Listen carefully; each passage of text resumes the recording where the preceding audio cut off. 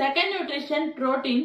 புரோட்டீனால எல்லாருக்கும் தெரியும் the building blocks for muscle, bone, skin and repairing tissues. For example, இப்போ ஒரு இடத்துல நமக்கு அடிபட்டுச்சுன்னா அந்த இடத்துல புதுசா ஸ்கின் வளர்றதுக்கும் அங்க டிஷ்யூஸ் எல்லாம் நம்ம ஃபார்ம் ஆகி சதை வளர்றதுக்கும் புரோட்டீன் தான் யூஸ் ஆகுது. இப்போ புரோட்டீன்ஸ் எதுல அதிகமா இருக்குன்னா சிக்கன், மட்டன், ஃபிஷ், பீன்ஸ் வகைகள், பருப்பு வகைகள், பால் சார்ந்த பொருட்கள்.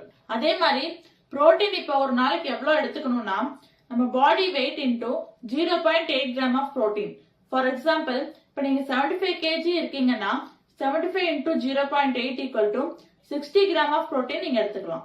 இப்போ புரோட்டீன் லெவல் எப்படி செக் பண்ணலாம்னா 100 கிராம் ஆஃப் மட்டன்ல 25 கிராம் ஆஃப் புரோட்டீன் இருக்கு.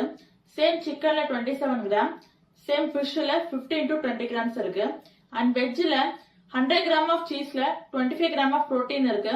பருப்பு வகைகள் எடுத்துட்டீங்கன்னா நிறைய டிஃபர் ஆகும். 7 to 20 கிராம்ஸ் வரைக்கும் இருக்கும். 250 ml மில்க்ல 7 கிராம்ஸ் ஆஃப் புரோட்டீன் இருக்கு. இப்போ உங்க பாடியில புரோட்டீன் கம்மியா இருந்தா என்னென்ன பிரச்சனை வரும்னா ஹேர் ஃபால் ஆகும், ஸ்கின்ல விரிங்கிள்ஸ் வரும், ஸ்கின் ப்ராப்ளம்ஸ் வரும், நெயில் கலர் சேஞ்ச் ஆகும், அண்ட் அடிக்கடி மூட் சேஞ்சஸும் வரும். ஸோ உங்க பாடிக்கு தேவையான புரோட்டீனை கரெக்டா எடுத்துக்கோங்க.